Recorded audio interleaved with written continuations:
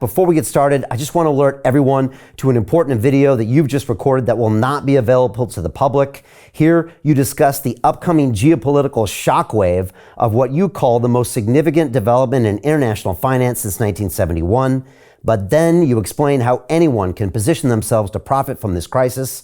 Our viewers can access that video at londonreal.tv/Jim, and I highly recommend that everyone go watch that immediately after our conversation. Just again, not to get too in the weeds, but I'm coming to you from New Hampshire in the United States. We have the first primary, and there's a footnote there. So historically, New Hampshire is the first primary in the country. It's a bellwether. It's where Jim McCarthy, by the way, in 1968, he did not win the New Hampshire primary, but he got way more votes than anyone thought. And that led immediately to Lyndon Johnson withdrawing from the race. And then RFK jumped in. But that was the sequence. McCarthy didn't win the New Hampshire primary, but he got like 40% of the vote against a sitting president. That was a shock. Who running for a second term? That was a shock. So, so that's kind of the reputation of New Hampshire. Now, what happened in 2020? Biden finished 5th in the New Hampshire primary. 5th. He slumped out of town. He was written off by the media. Okay, he's done. Let's look at Elizabeth Warren, Bernie Sanders, Amy Klobuchar. They were the people who finished ahead of Biden in the New Hampshire primary.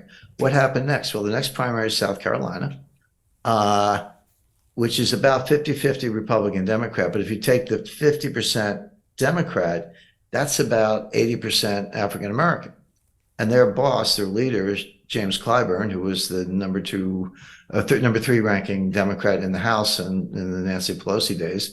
And he was going to steer that whole state to Biden because the Democrats were scared to death that Bernie Sanders was going to be the nominee, and he was ahead at that point. So again, we got to flip this to Biden. We don't want Elizabeth Warren; she's nuts. So, but they had to get everyone else out of the way. So the phone calls were made. What happened the day or two before the South Carolina primary? Amy Klobuchar dropped out. Pete Buttigieg dropped out. I think Elizabeth Warren hung on for a few more days, but then she dropped out. Clyburn delivers the South Carolina Democrats to Biden. Biden wins the South Carolina primary after finishing 5th in New Hampshire. And the rest is history. He goes, and Sanders dropped out a few weeks later, and Biden becomes the nominee. So about 6 or 7 months ago, the Democratic National Committee says, well, we're going to change the primary calendar. We're going to say South Carolina goes first. Oh, no kidding. So that's a slam dunk for Biden.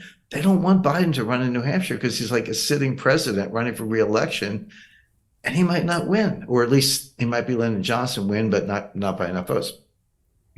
What they didn't seem to understand is that New Hampshire's status as the first primary state is a state statute. It has nothing to do with the Democratic National Committee or anything else. And again, here in New Hampshire, we have a Republican governor, and both houses of the state legislature are Republican controlled. So they're kind of looking at the DNC. We don't care what you say. We're going to have our primary when we have it. Now, if your guy doesn't want to run, that's up to him. But RFK Jr. says, I'm getting to the point here. RFK Jr. has said, I'm definitely running in the New Hampshire primary. My path to the nomination starts in New Hampshire. So now you've got this awful conundrum for the Biden people. It's like, oh, do we blow off New Hampshire? Well, how does that play out in the general election? It comes down to a couple of votes. New Hampshire's got 3 electoral votes. It's not a lot, but if we're the difference, you've alienated everyone in New Hampshire. How does that look? If you're running for president, you won't run in a primary. So RFK Jr. could win the New Hampshire primary. And by the way, he's polling about 35%, like the Gene McCarthy level in 1968. That's not 3%, which all these other Republicans are, because Trump's dominating. Yeah. RFK's polling around 35%. And if Biden doesn't run, then RFK wins the New Hampshire primary.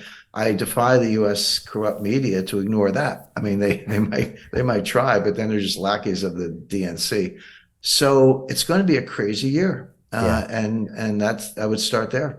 So Jim Rickards has just recorded a video that's not available to anyone in the public, and he's going to be talking about how this upcoming recession is going to be fast, it's going to be bloody, it's going to be nasty. But at the same time, he's going to show you how you can position yourself to profit from all of this chaos. Now, we've made this video only available to our viewers. Go to londonreal.tv/Jim. Watch that immediately. I can't say enough good things about Jim Rickards. He understands the global economic system better than any guest I've ever had on London Real. His predictions are almost uncannily true, and you can learn how to profit from his vision, from his expertise, and his understanding of economics. So go to londonreal.tv/Jim or click the link below. It's an excellent, excellent look on what's going to happen in the future and how you can position yourself to profit from that. Jim is one of the best in the business, one of my favorite guests on London Real, and he's very, very good at predicting the future and showing us all to profit from it. So click the link, and I hope you enjoy. Hey, do you want to profit from crypto? Then join my DeFi Academy. The Crypto DeFi Academy will help you create generational wealth. But don't take my word for it. Listen to my students. When I first got into crypto, I remember thinking to myself, I need to learn more. Brian Rose, learning crypto, learning DeFi, gotta do it.